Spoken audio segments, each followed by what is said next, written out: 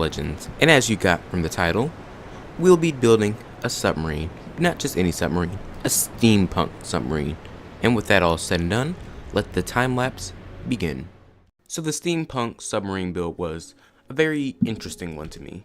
So as you can see here, I am customizing the colors of the ship because at that point in time I did not know what I was going for, and I decided to go for like a rustic goldy brown color because I thought that would look best on the exterior of the ship, and since that's what the main color of the ship is going to be quite interesting. Now as you can see here, for this steampunk submarine, it seems to be a bit too long, honestly. So I will end up shaving that down, just not at this point. Now at the front, I'm going for the standard armored up hull, but that wasn't because I wanted to have an armored up hull, but instead because subconsciously somewhere in my mind I was just deciding, you know what, let's just make this thing go like a steampunk style train, because why not? As you can see from what I did at the bottom.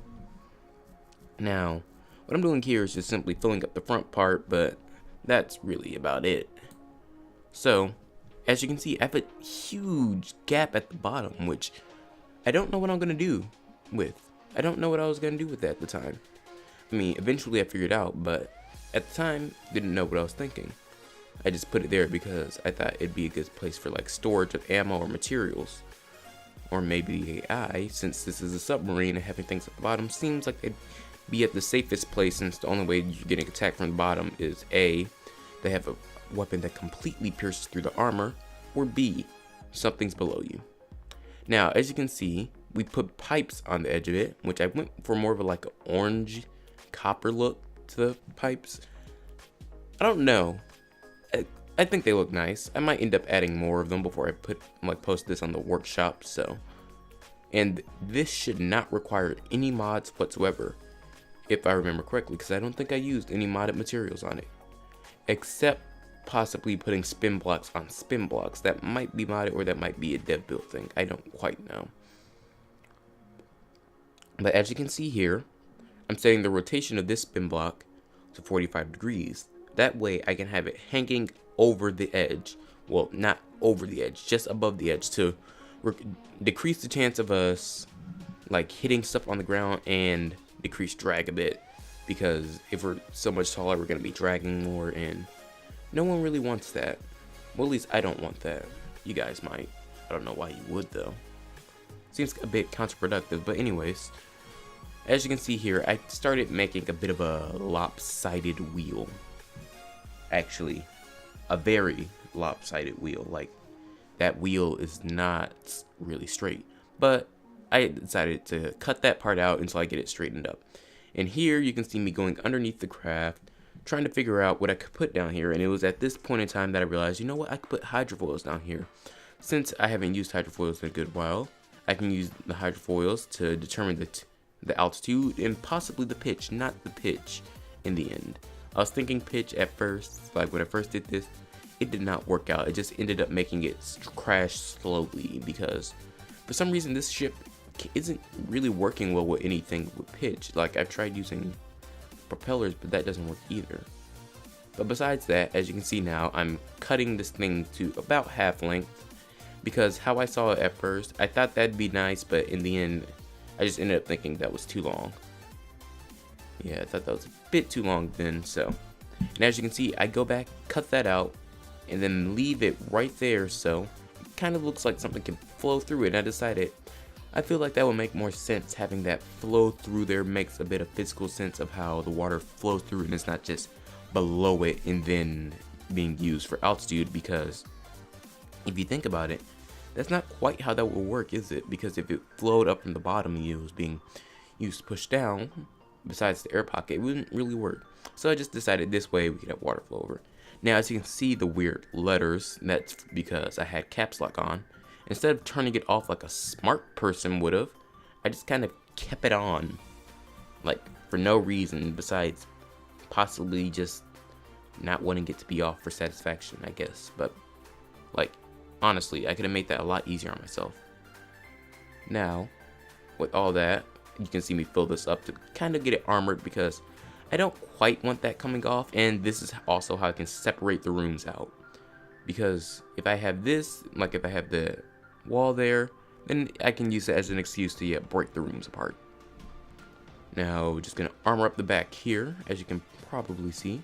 And if you look, like if you managed to pause the video at the times I saved, you would notice that I haven't came up with a name for this at the time. Well, at that time anyways. It's the Steam Shaker, as you probably saw from the title. I don't quite know yet.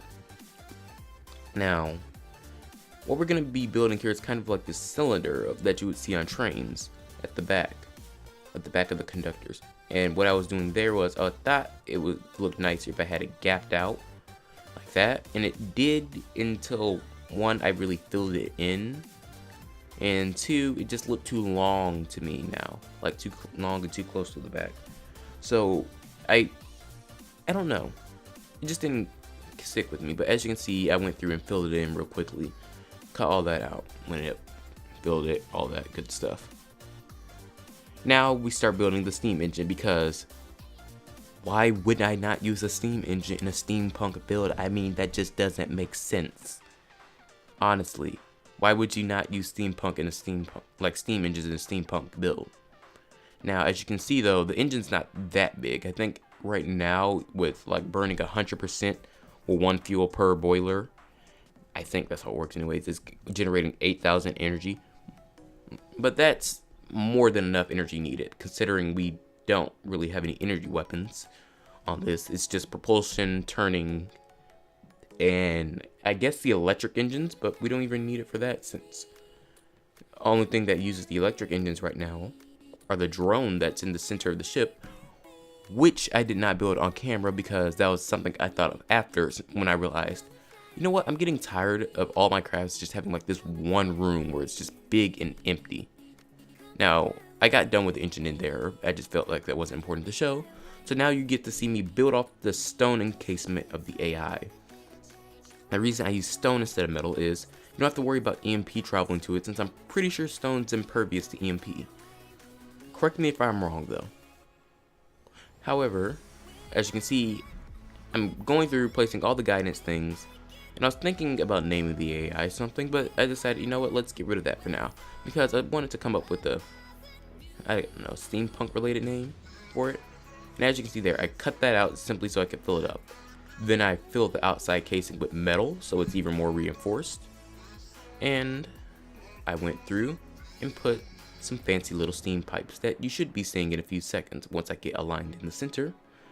Because I thought that would look nice, like having steam pipes is the central room of the steamship. So, when you put pipes on, it kind of looks like it's being, I don't know, like a steam shield. Steam. That literally was my thought going through this entire build process. How could I make this look steampunky, ramshackle, put together style? I don't know if the ramshackle should be in there, but you know, it's there now. Can't get rid of that. So, as you can see, the steam engine is completed. It's not that big, just encased in metal now. And I'm putting the material storage next to the steam engine because, one, I forgot to put material storage into where I ended up putting the ammo. I wouldn't quite want the material storage with it, which would be like the only other place I could put it, which is down by the hydrofoils. Yes, I put the ammo by the hydrofoils. Now what you see me doing here is I tried to use like thrust reverse, that way it would be like it pulling the ship forward with the propellers, but that one doesn't make sense, and two, it's something we can't do. So I just had the thrusters there, and I started making kind of like a propeller almost at the back, but I decided, you know what, instead of making a propeller, how about I make a gear like I did with the wheels. I made gears and put propellers on it, which you won't see here because I'm going to cut this, like some of this out. Also, what I was doing there was making sure it was aligned with the center of mass. And what I'm doing now is actually showing how I can make a non-lopsided gear. If you saw with the first one I showed before it got cut out, it was pretty darn lopsided. Like, this one's still kind of lopsided, but I think I end up going and fixing it. I hope so anyways. And as you can see now, it works as a submarine. But right here is when I realized I don't have any turning thrust. So we quickly pull it out the water, keep lifting it up constantly, that way we can get it over these mountains and it isn't just destroying itself slowly. And even though we're in the vehicle designer, I don't have any materials, nor repair bots, which is something I've added like when the build was almost done. And the only reason I have repair bots is when it's out of play, it can repair itself. That's it. I don't really use them for combat purposes because they can't really be used too often in combat. Well, except on the Project Euphoria, which, well, you know how you can do combat testing? This is just going to be off topic, as you can watch me put the third set of wheels in the background. But the Project Euphoria has a 7 times combat, I think multiplier? Not multiplier, like combat efficiency. So basically when you benchmark test things in the vehicle designer, the damage it can do and take, it's worth 7 times. It's like, compared to its price, it's 7 times the efficiency. I don't know quite how to describe it. I'd have to look it up, but I don't know if that's good or not, but that sounds pretty darn good when I read it, like, because it was like, for its price, this thing is 7 times, it's 7 times worth. It's worth 7 times its price. There we go. That's what I was trying to say. So, as you can see here, this was just me making sure everything was running and the ship could go. And here I am finishing off the top, where at first I didn't know how I was going to do this because, you know, it's a bunch of weird corners on each other. But I just, you know, kind of went with it. Went with what I saw would fit, put the slopes down, and it's quite simple in the end. Now, I think I end up changing the shape a little bit, but now that I think about it, I don't. Normally, you put something like this on a ship just for the aesthetics and stuff like that, or, you know, most people probably. Normally, I put it for aesthetics. Most people actually probably put something in there. But at first I didn't, and then I ended up putting the sonars in there. So now here you can see me building the prototype advanced cannon, because at the time that was when it was just one advanced cannon that was going to have dual barrel guns, and it was good, or at least I'm sure it would be good, but I decided to switch it out for a different approach. So as you can see here, I get the basic design of kind of how I want to get the gun going and everything. Then I decide to cut it off, just cut it down at the base, rebuild upwards, start hollowing out around it so it can actually turn, and then let's just build a pretty decent cannon. Now what I end up doing, as you can see, is I'm going to put 2 advanced cannons next to each other. That way they can actually sit next to each other, fire, and you're going to have 2 advanced cannons that have 2 barrels each, shooting shells that are 250 millimeters respectively. Now, you probably could do more efficient things, but this is just how I chose to do it. After having it go down straight and changing everything around, I put a good amount of coolers. That way we don't have to worry about it losing fire rate due to it being overheated and the barrel not being able to shoot at its maximum efficiency, and basically just wasting time. So we wanted to avoid that. And after making sure I didn't go too far out with that one, I ended up putting autoloaders, which is, I think, 4 rows of belt fed. No, 5 rows belt fed, 2 fed rows regular autoloaders. So I don't know what that would be. 5 over 7. 5 out of 7 are belt fed.